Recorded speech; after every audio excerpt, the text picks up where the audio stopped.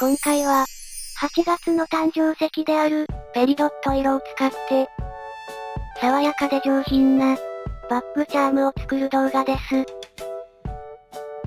使用したのは、ダイソーで購入したモールドと、そして、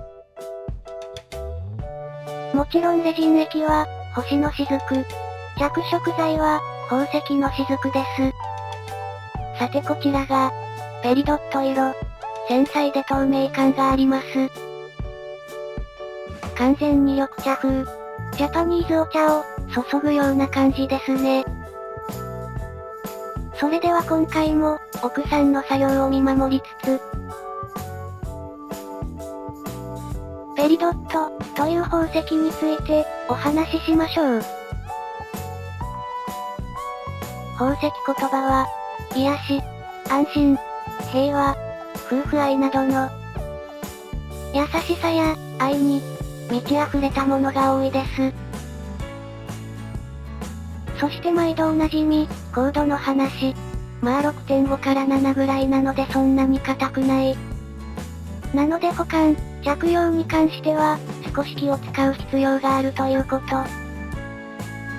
そしてこの、ペリドットには、面白いというか、不思議な話があって、宇宙から飛来する隕石にも、ペリドットが含まれていることがあるらしい。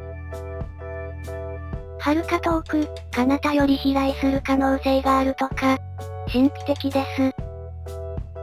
ちなみに、ご主人が一生懸命、情報を探したらしいのですが、ダイヤモンドやゴールドが、宇宙から落ちてきたことはないようです。まあ、そんな美味しい話は、ないってことっすね。しょうがない。そういえば、ペリドットの石言葉、夫婦愛に着目し、ふと、結婚記念ジュエリーを、調べてみたら、ペリドットは、結婚2周年の、記念ジュエリーでした。少し話がそれますが、当チャンネルのご夫婦の、記念日は、とても特徴的な結婚記念日で、わかりやすいです。なんとですね、2020年2月2日なのです。20200202、左から読んでも右から読んでも、20200202。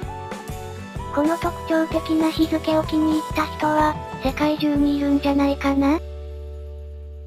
それぐらい、非常に覚えやすい、日付だと思います。そしてこんなに特徴的な日が次に訪れるのは、3030年、3月3日。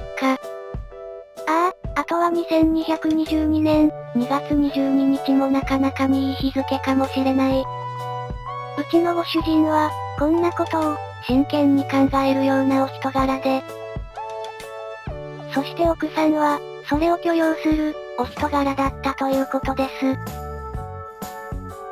まあ何にせよ、思いっきりプライベートな情報提供でした。さてそれでは、この辺りで次回作の予告を、したかったのですが、ちょいとトラブルが発生しまして、画像が間に合いませんでした。まあ次回ももちろん、誕生石色シリーズとなります。9月なので、サファイア色を、使います。チャンネル登録して、動画を待っててくれると嬉しい。高評価やコメントも、励みになるので、よろしくお願いします。さてさて、今回の作品について、もう少し詳しくお話ししましょう。透明感あふれるこの色で、何を作ろうかと考えた時に、夏だし、涼しげな作品が、いいなと思いつつ、暑いから冷たいもの食べたいな、とか色々考えてたら、頭の中で唐突に、連想ゲームが始まって、アイスクリーム食べたいな。でも、アイスクリームは作れないな。ゼリーならレジンで作れるかも。ていうか、色は緑か。色が緑でゼリーなら、味は抹茶やな。とりあえずゼリーから離れるか。形を決めないとな。そういえばお中元の時期だ。うちには届かないけどね。お中元、ギフト、プレゼント。形は決まった、みたいな感じ。作品が生まれる瞬間ってのは、こういう感じなんでしょうね。というわけで、作品についてのお話でした。次に、うちのご主人の近況報告ですね。と言っても、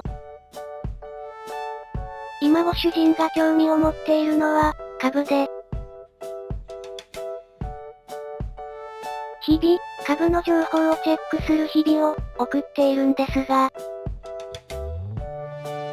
先日8月5日の、株価暴落を乗り越え、今は平穏ですね。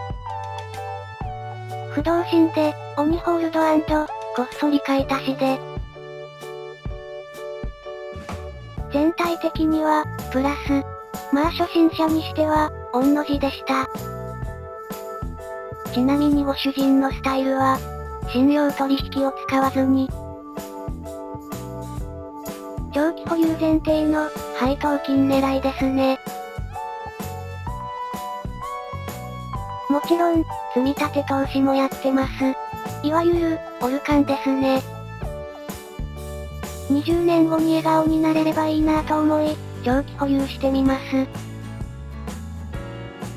ご主人の近況に関しては、こんな感じかな。まあ投資は自己責任なので、よく考えた上でどうぞ。それでは最後に、猫である僕自身の近況ですね。健康状態は良好。美味しいものたくさん食べてます。部屋の中を走り回って、しっかり運動しています。うちのご主人と違って、適正体重を、キープしています。ちなみに奥さんも、適正体重を、オーバーしているようです。